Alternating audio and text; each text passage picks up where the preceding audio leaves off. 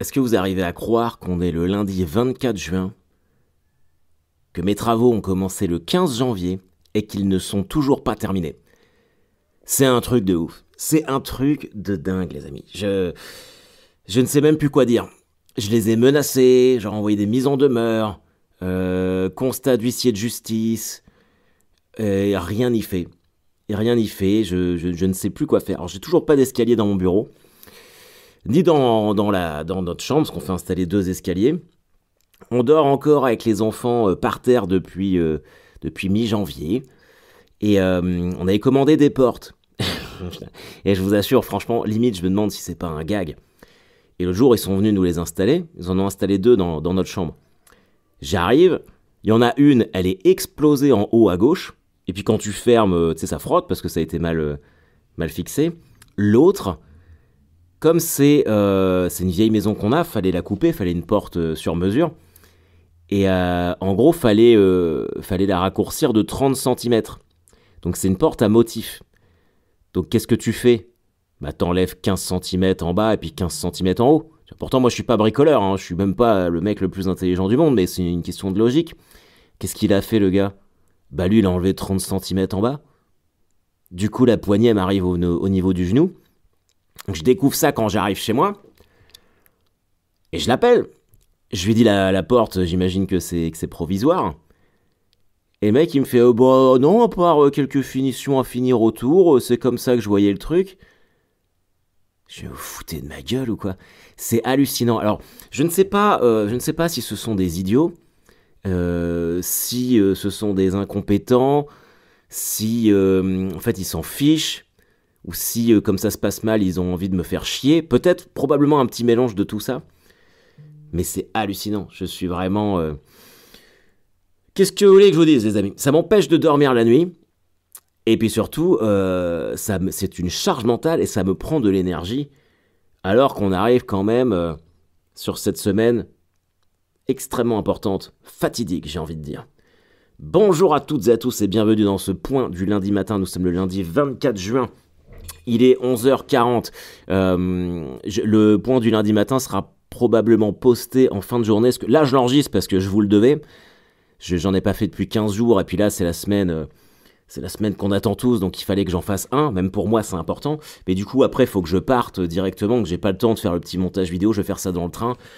Et probablement que je le posterai une fois que je serai arrivé à l'Apollo ce soir. Ce soir, si vous êtes à Paris, je joue au Rire et Chanson Comedy Club. Donc vous savez, ce sont ces phases-là où on enregistre des sketchs et qui passent après sur Rire et Chanson. Donc c'est très cool, je l'avais fait une fois.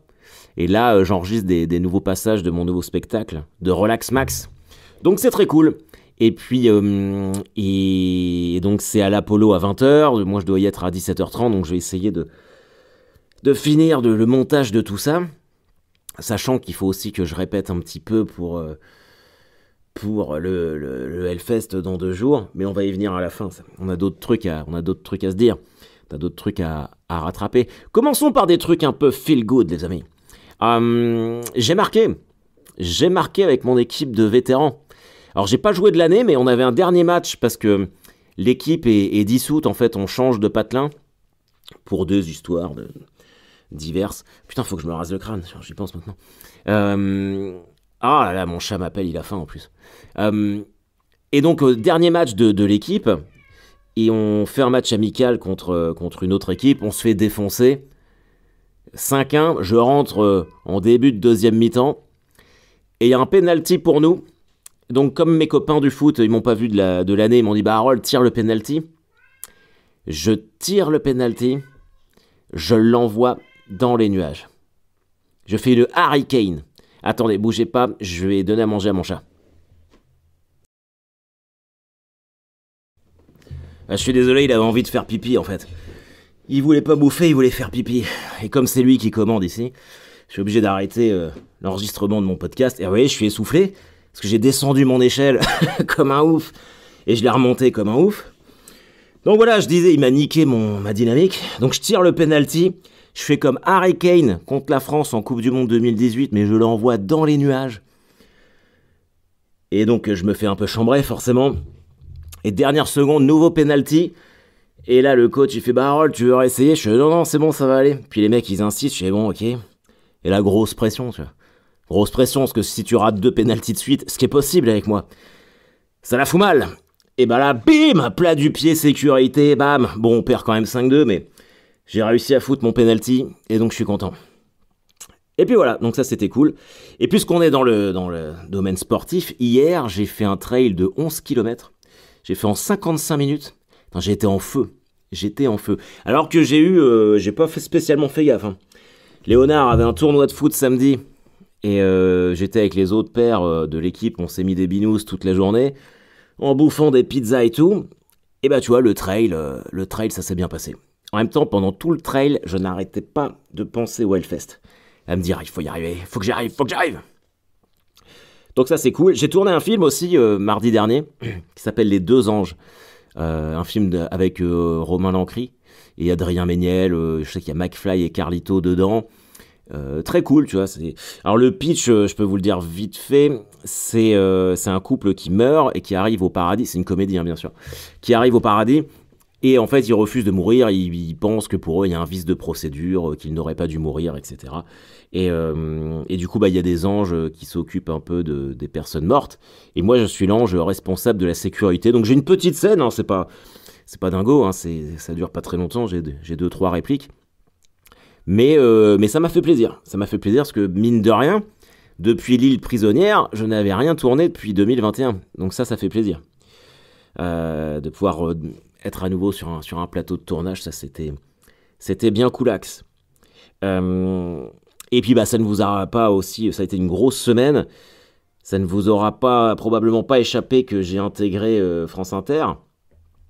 Alors, c'est même si vous savez comment je suis, j'en ai rien à foutre, j'ai pas à me justifier de quoi que ce soit. Mais vu que j'ai reçu 2-3 commentaires sur les réseaux sociaux là-dessus, toujours Facebook bizarrement. C'est vraiment le vide ordure du commentaire. De gens qui sous-entendaient que je ne devais ma place qu'à la démission de tous les humoristes précédents, nanani, nananer, que du coup, en gros, je grossis le trait, que ça avait moins de valeur que j'intègre France Inter maintenant, parce que j'allais remplacer Pierre Thévenoud dans l'émission Zoom Zoom Zen, tout ça. Alors, déjà, ça me saoule parce que c'est insultant par rapport... ça veut dire que je suis un bouche-trou. C'est insultant par rapport à mon travail, à tous les efforts que je fournis depuis tant d'années. Et puis surtout, moi, j'ai rien demandé. Hein. Moi, je vous explique toujours comment ça se passe. France Inter, c'est eux qui sont venus me chercher. Je veux dire, ils sont venus me chercher la semaine où j'ai joué à Rennes. Donc, il me semble que c'était fin mars. Donc, c'est quelque chose qui était prévu de très longue date. On devait faire cette émission-là avant, mais c'est tombé un moment où il y avait les grèves Radio France, du coup on l'a décalé au 20 juin parce que moi je suis pas tout le temps disponible. C'était une émission test où tout le monde a été clair avec tout le monde sans rien se promettre, de voir comment que je fasse une chronique, que je fasse un essai, de voir comment ça se passe, comment eux ils sentent, comment moi je me sente par rapport à tout ça.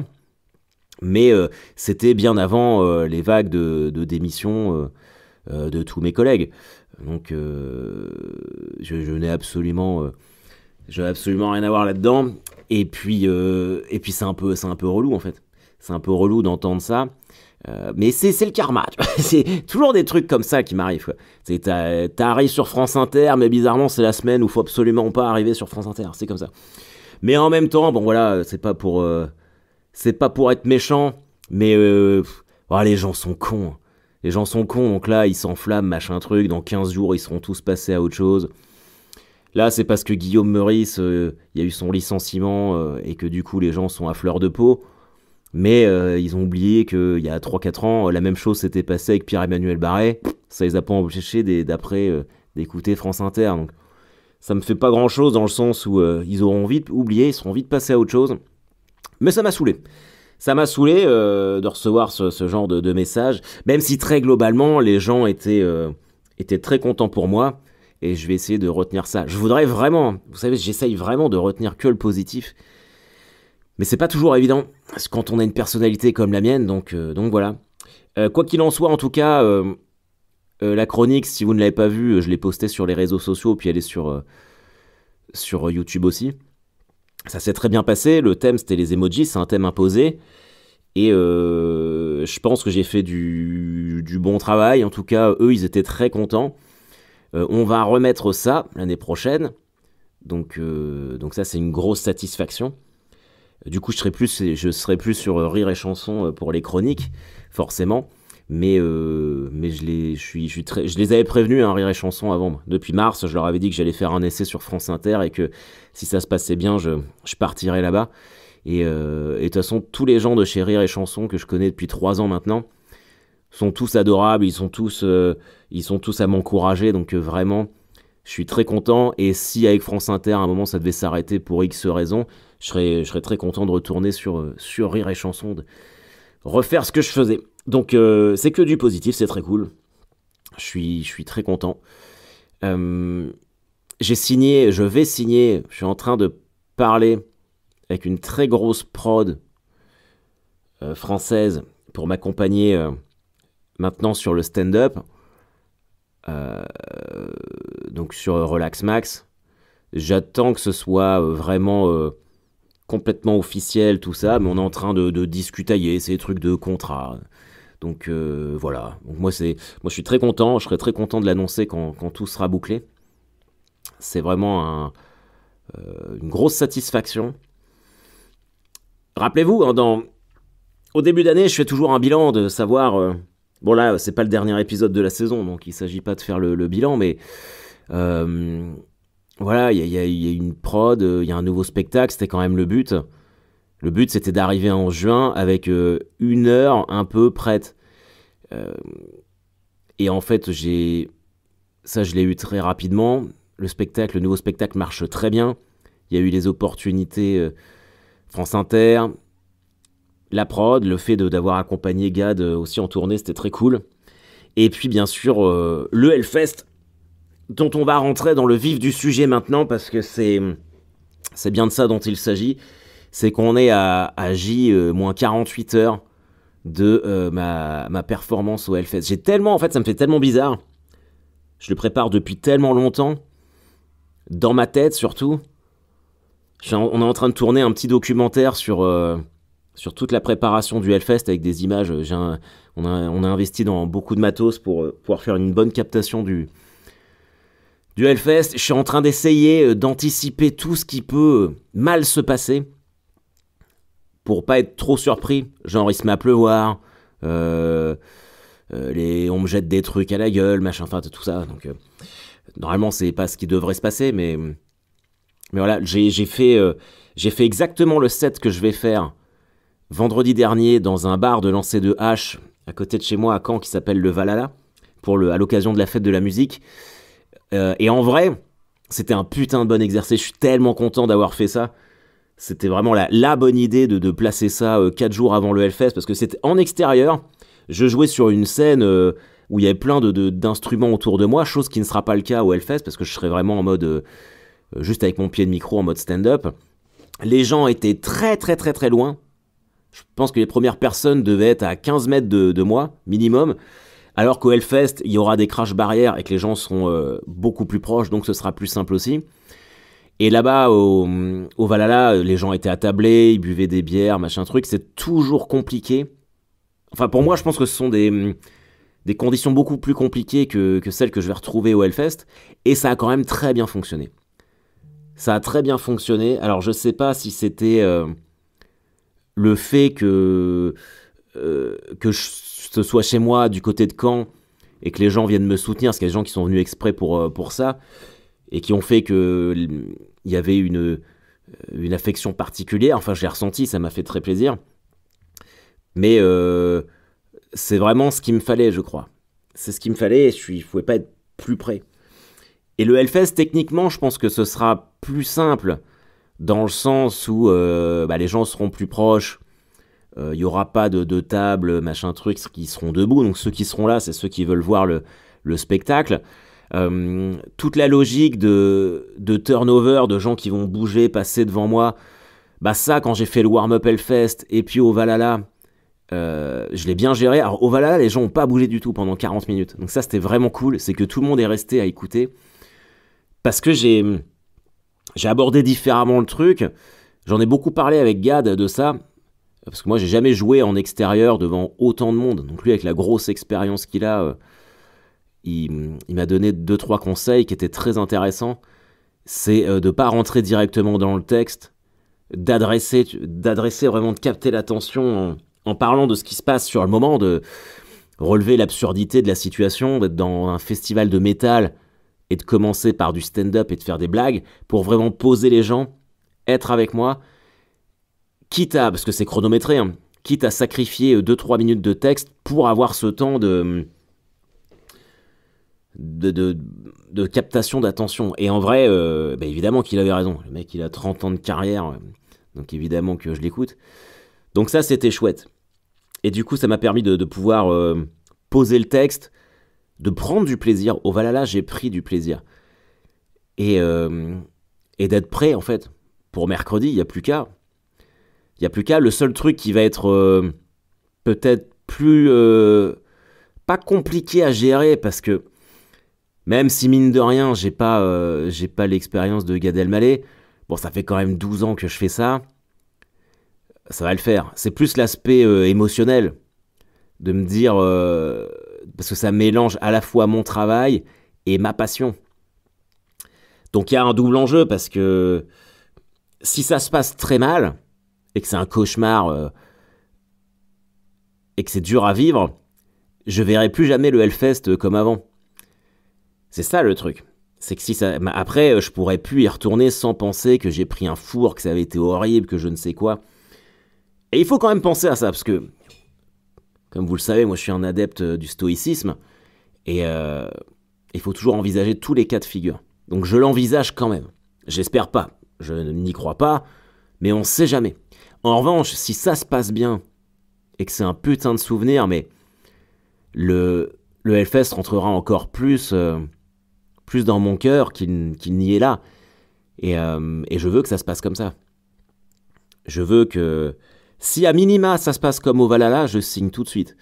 Parce qu'en fait, dans ma tête, je suis tellement en mode... c'est aussi ça qui va être compliqué à... Enfin, pas compliqué, mais qu'il va falloir que je prenne en compte, c'est souffler et me dire, putain, ça va, ce sont des blagues. Je viens pas faire une opération à cœur ouvert sur un enfant de 8 ans, quoi.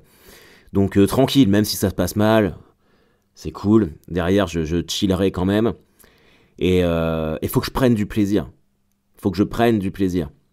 Même s'il y a toujours une ambition supérieure et de me dire que faire ce passage au Hellfest doit servir à un but encore plus grand, il faut pas oublier non plus que peut-être que c'est la seule fois que je le ferai. Donc tout donner et se faire plaisir.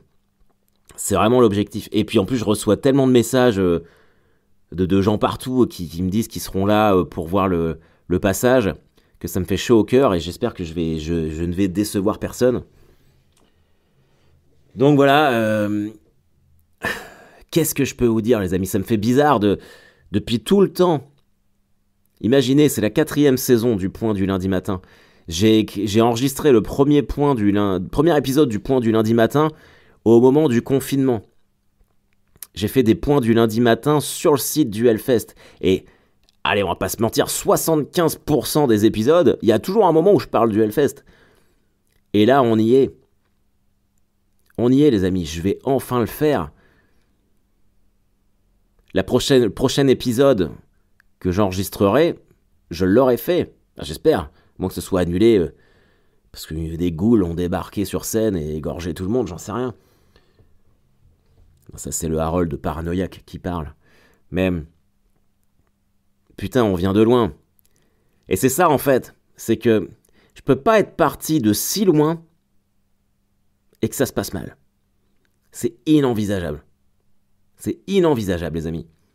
J'ai pas fait tous ces efforts, toutes ces démarches.